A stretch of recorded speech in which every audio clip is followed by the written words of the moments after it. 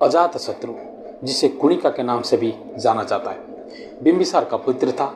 सरकारी संग्रहालय मथुरा में प्राचीन शिलालेख जिन्हें वैदेही पुत्र अजातशत्रु कुणिका, अजातशत्रु कुणिका वैदेही का पुत्र के रूप में संदर्भित किया जाता।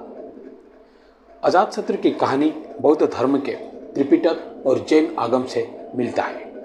अजातशत्रु के जन्म का विवरण दोनों ही परंपराओं में कम ज्यादा करके एक जैसा ही है। जैन धर्म के अनुसार अजातशत्रु का जन्म राजा बिंबिसार और रानी चलना से हुआ था। बौद्ध परंपराओं में दर्ज है कि अजातशत्रु का जन्म बिंबिसार और कौशल देवी से हुआ था, लेकिन दोनों परंपराओं में रानियों का नाम वैदेही कहा गया है। ईसा पूर्व 492 से लेकर 460 ईसा पूर्व तक 5वीं शताब्दी के प्रारंभ में प्रसिद्ध है। पूर्वी भारत में मगध के हर्षक राजवंश के सबसे महत्वपूर्ण राजाओं में से एक था अजातशत्रु। यह राजा महावीर जैन और गौतम दोनों के समकालीन थे। उन पर अपने पिता को बंदी बनाकर राजा बनने की इल्जाम भी लगता है और उनको पितृहंता राजा के नाम से भी लोग जानते हैं। मैं संग्राम आप सभी को स्वागत करता हूँ मेरे YouTube चैनल K2 इंडिया पर इतिहास की एक नई कहानी, नई एपिसोड पे। जैन निर्यावली का सूत्र के अनुसार अपनी गर्भावस्था के दौरान रानी चेलना को अपने पति के कलेजे को तोला हुआ मांस खाने का तीव्र इच्छा हुई।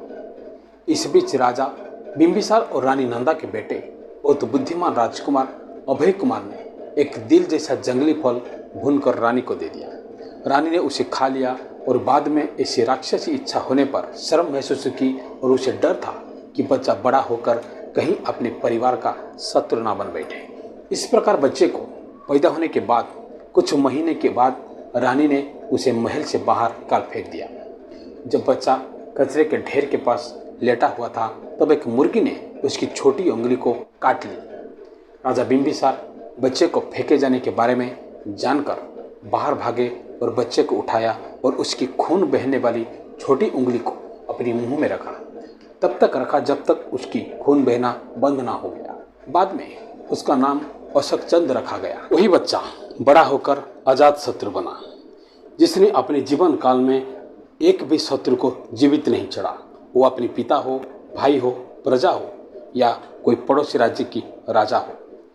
राज्य विस्तार की नीति को अपनाया और धीरे धीरे अपने राज्य को बड़ा करते गया और अपने शत्रुओं को जीवित नहीं छोड़ा। उसको सम्राट बनने का जुनून उसके सर पर सवार था, जिसके कारण उसने किसी को भी नहीं बख्शा।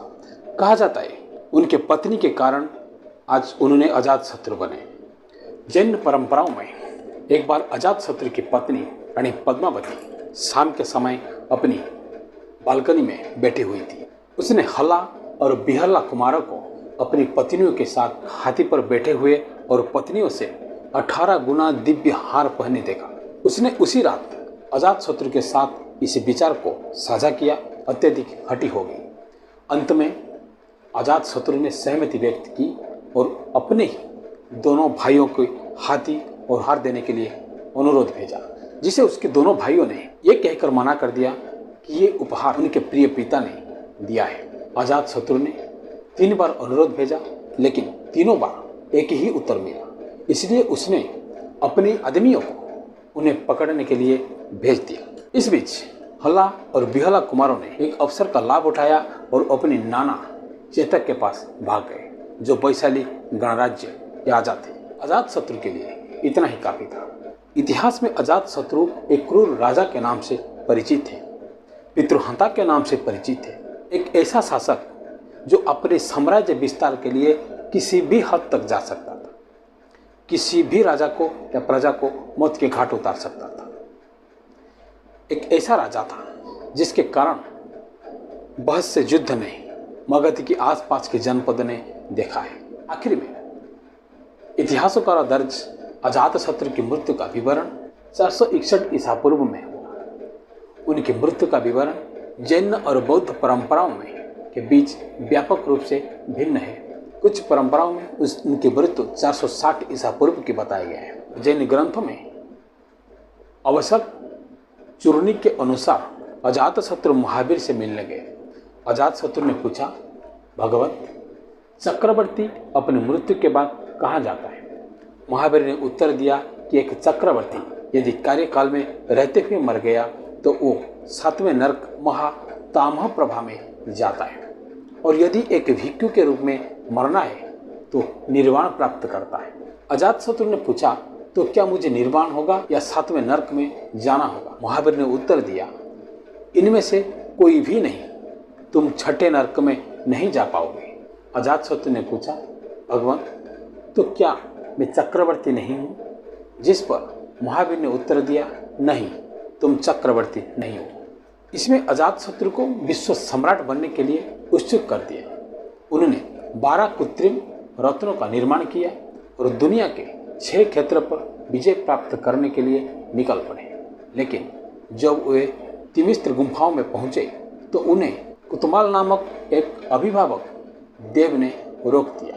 उन्होंने कहा, केवल एक चक्रवर्ती ही इस गुफा में गुजर सकता है। एक काल चक्र के आधे चक्र में 12 से अधिक चक्रवर्ती नहीं हो सकते। इस पर अजातशत्रु ने अहंकार पूर्वक कहा, तो फिर मुझे 13वां समझकर जाने दो। अजातशत्रु के अहंकार पर देवता क्रोधित हो गए और अपनी शक्ति से उन्होंने उसे वहीं पर भस्म कर दिया।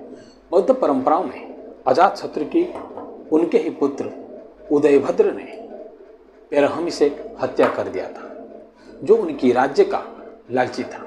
हालांकि इस परंपराओं में अजातशत्रु की मृत्यु का लेखा-जोखा भिन्न है। दोनों का मानना है कि कई पुनर्जन्म से गुजरने के बाद अजातशत्रु एक बुद्धिमान राजकुमार के रूप में जन्म लेंगे और बाद में एक भिक्षु बनेंगे और निर्वाण प्राप्त करेंगे। बहुत सी परंपराओं में बहुत सी कथा लिखा है, लेकिन इतिहास में अजातशत्रु को एक क्रूर राजा का रूप दिया है, अपने पितृहंता का रूप दिया है और भाई को हत्या करने का एक क्रूर राजा का रूप दिया है। आज की एपिसोड में इतना ही। फिर मिलेंगे एक नई एपिसोड के साथ। तब तक के लिए विदाई लेते हैं। नमस्कार।